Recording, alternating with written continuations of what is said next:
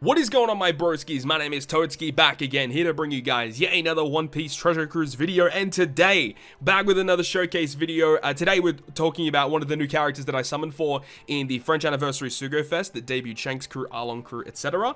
And that character is none other than Nami and Robin. This is a character that I was really hoping to pull, finally got them now, so exactly why we're making this video today. And we'll be discussing, further reasons in this video as to, some of the good and bad things about this unit. This unit is very, very unique in the way that they're built, and we'll discuss that, of course, in this video as well, and discuss kind of what other characters are usable with this character, and how good they're going to be in the future as well. But before we get into that, I want to just do a quick overview once again of their ability, so you guys kind of understand what we're getting into before we get into the actual showcase against some content. So, let's start off with the Nami character, which is the first character that appears. Nami is a Dex Free Spirit Striker. Her captain effect is a Dex and Int boosting captain, and she boosts their attack by 3.75 times when they have a matching orb.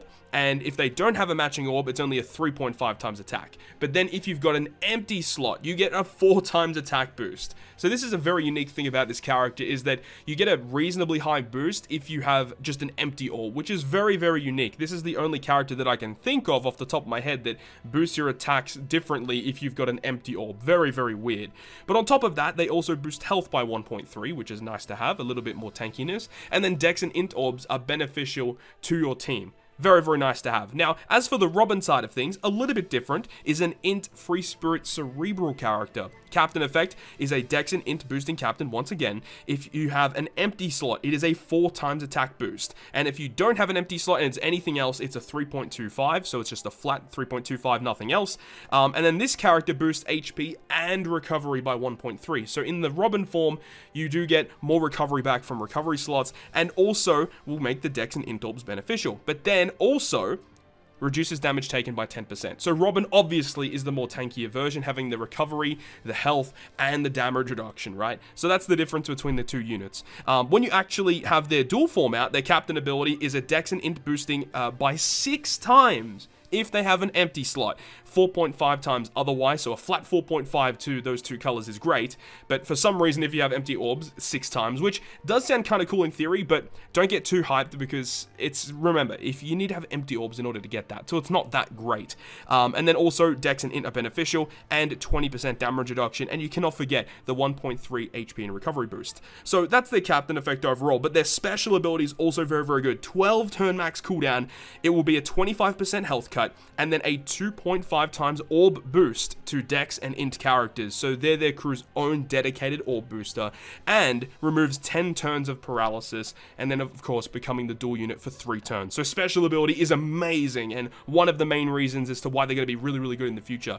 Also, one thing we need to talk about very quickly is their switch ability, which is very unique as well. So it will be able to, whatever board of orbs you have, whenever you switch into the variant unit, either into Nami or into Robin, depending on the situation, any orb that you have in your team is like stored on the character.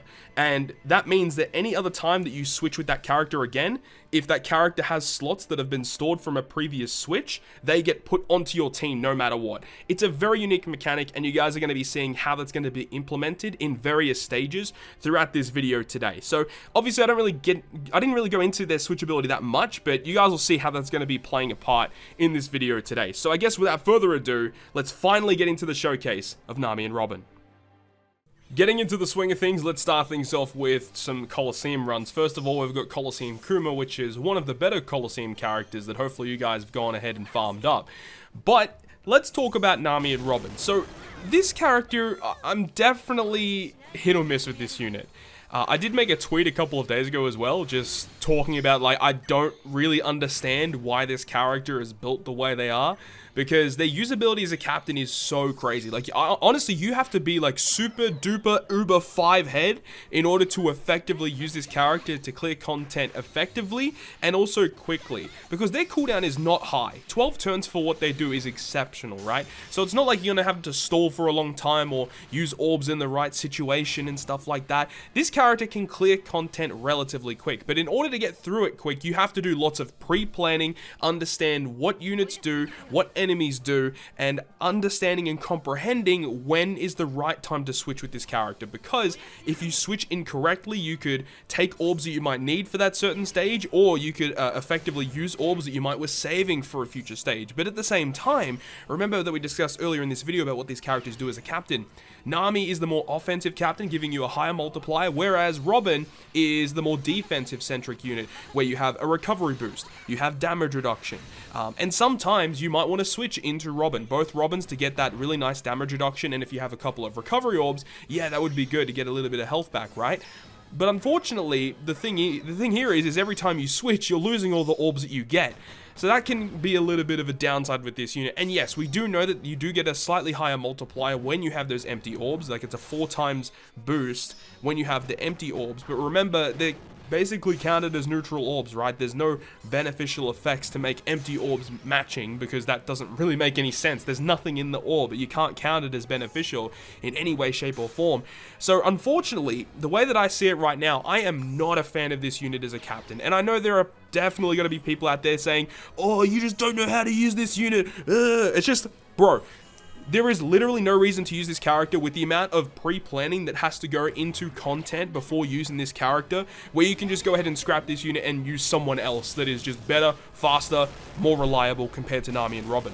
You guys are going to see different situations here where Nami and Robin obviously look very good, because it's a showcase. It's to show this character how they perform in certain pieces of content. Now, Colosseum Kuma is a relatively old piece of content nowadays, but now let's go ahead and move on to a more recent and more difficult Colosseum, which is Colosseum Law. First of all, massive shout out to Garentz. The link to his YouTube channel will be down below in the description. He actually formulated this team, so go ahead and check him out. This team is actually very good for this Colosseum and what it tries to do. So with this team, against the Colosseum Law, we're bringing Vivi and Rebecca for their consistent 2.5 times chain lock with their switch ability, which is fantastic, of course. The rare recruit Toadskii is very, very good. So Toadskii was available from the same batch where Nami and Robin debuted, and she is so good because when you enter the first stage, her crewmate ability gives you a full board of int orbs. So you can just go ahead on turn 1 and switch with either your Nami or your Nami or your Robin, which one you want. And you have all those int orbs, right? So you can just store them up, and then when you move on to the final boss stage, you can switch back and guarantee yourself the full board of matching slots, which is very good. In that kind of situation, yeah, you can kind of build stuff around that, but when you have certain bosses that do certain gimmicks and you need certain typings and certain classes, it can be a little bit frustrating. Definitely can be a bit annoying. Another character that is quite prevalent through using Nami and Robin is gonna be Legend Pudding. Now, Legend Pudding by herself, yeah, she is pretty good in certain situations. I've already talked extensively in my previous tier list video that got uploaded yesterday, as well as also talking about her in my showcase for that character as well. But yeah, she is a good character, Legend Pudding specifically, but only very good in certain situations.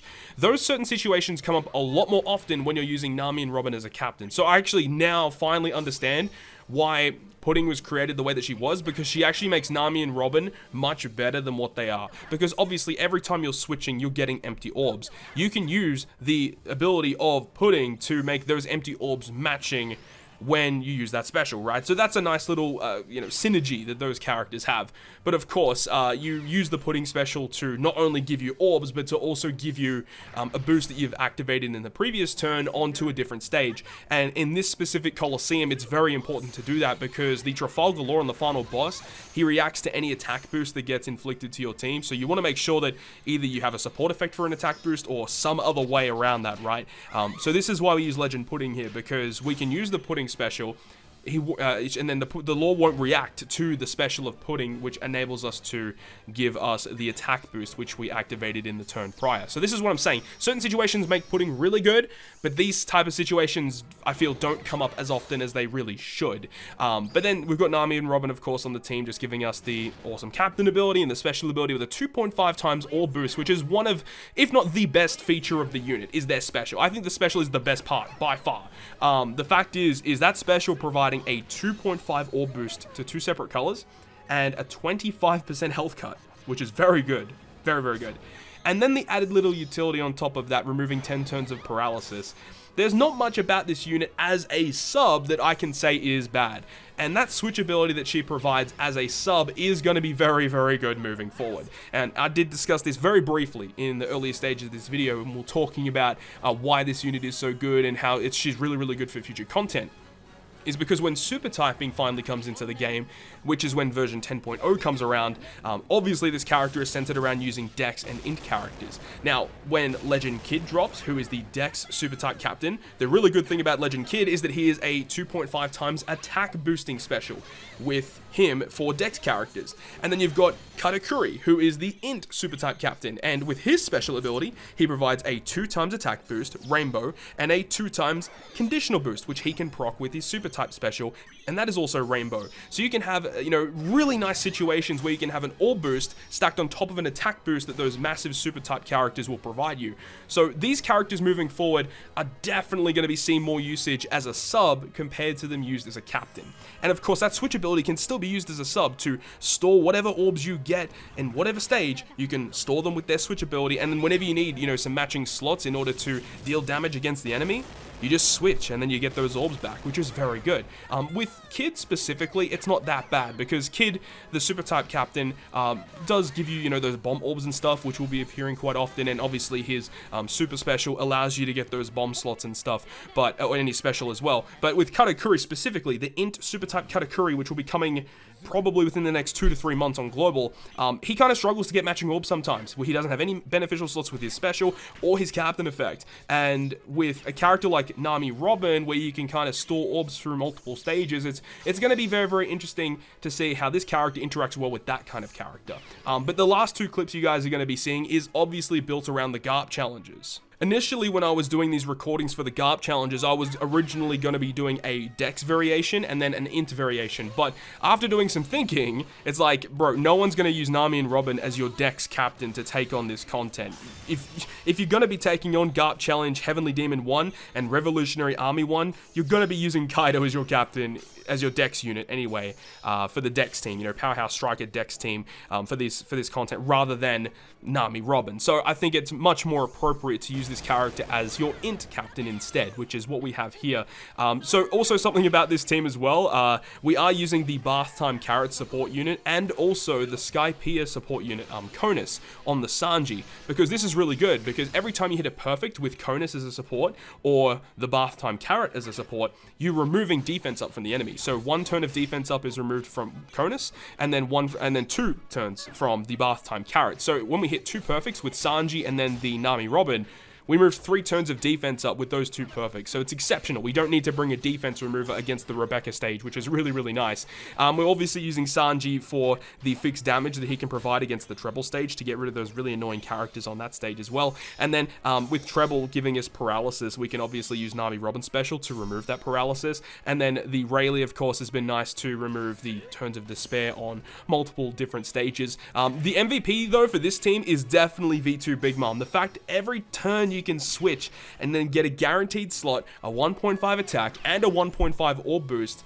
makes Big Mom hit ridiculously hard just by herself. So without V2 Big Mom, this team becomes much more difficult to use. There's no doubt about that. She carries this team hard without having to use a special, and just switching every single turn to get close to 1 million damage just with her alone is just so useful. And then, of course, V2 Shanks is an exceptional unit to get the full board of matching slots, the attack boost, and the combo boost. So V2 Shanks is one of the best subs, I would say, in my opinion, for Nami and Robin, just for amount of damage that he can provide to your team, because then you can partner those 2 characters up quite well with Shanks and the Nami Robin for the attack boost, orb boost, chain, and the full board of matching slots, right? So that's just an example of just how you can use some other different legends with Nami and Robin.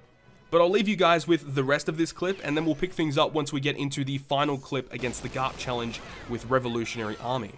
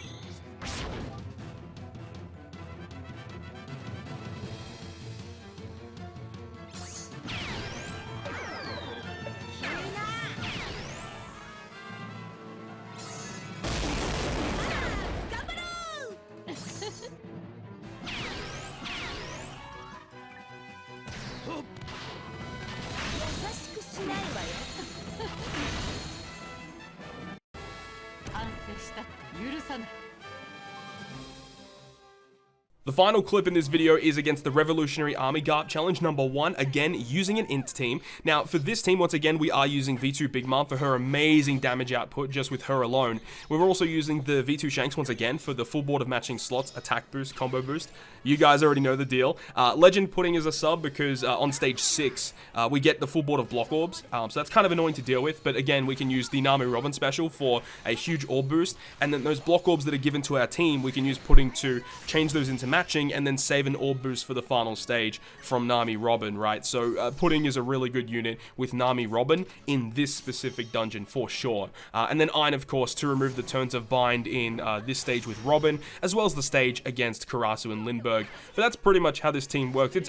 This team is actually very, very fast. If you're looking for a good int team, I would suggest this. Once again, we are using Bath Time Carrot on the Nami and Robin as a support unit because it enables us to hit the perfect and then remove the defense up from the Kuma on stage 2, which if we didn't have, we would have to bring some sort of unit to activate a special to remove the defense. So it's much easier to have those really powerful support units, but of course I know not everyone is going to have access to it, but look, this is a showcase of what you can do with Nami and Robin, and you know, with those support units, she can do some pretty amazing things on these Garp challenges, of course. So just to sum things up before we end this video here, personally speaking, I'm not the biggest fan of this character as a captain. The meticulous planning that is required in order to, you know, plan your team ahead of time, take it into content, and then execute what you've planned, in my opinion, is just a little annoying. I feel like there are plenty of other Sugofest exclusives in the game right now that can provide the same output as what Nami and Robin can give to you that are way easier to use. Like, if you guys have seen my previous tier list video, there's plenty of characters in surrounding tiers of Nami and Robin that I would much rather use as a captain in comparison to this unit, right? But I'm not saying she's bad, because I know some people are going to get my words twisted. She is by no means a bad legend. Just personally speaking, I'm not the biggest fan of this character as a captain. As a sub though, she is definitely going to be seeing play moving forward. As we already discussed in this video, Super Type Kid, Super Type Katakuri are both going to vastly enjoy having Nami and Robin as a sub on their team to provide a powerful orb boost, a health cut, and really decent utility of paralysis removal, and a nice switch ability that can store orbs for multiple stages, which of course is going to be very useful moving forward. So that's my thoughts and opinions on Nami and Robin, a very intriguing, unique Sugofest exclusive, and works well with some other powerful int and dex Sugofest exclusives, not only now, but also in the near future. So that is going to wrap it up for the showcase video, guys. I really hope you guys enjoyed the video today, and if you guys did enjoy it, make sure to go ahead and hit the like button, and if you want to stay up to date with all the content that I post, including more One Piece Treasure Cruise content, make sure to hit the subscribe button down below. But on that, guys, I will see you guys within the next video. Yeah.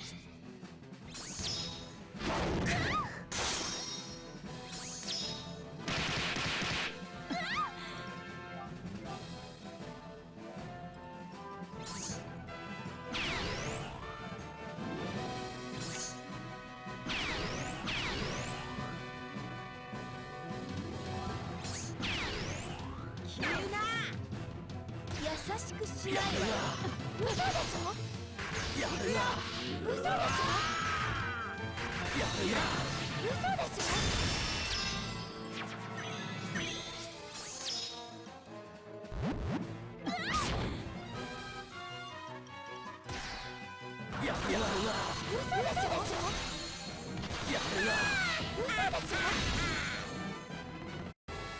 お前の剣じゃ俺にかすり傷もつけられなかった。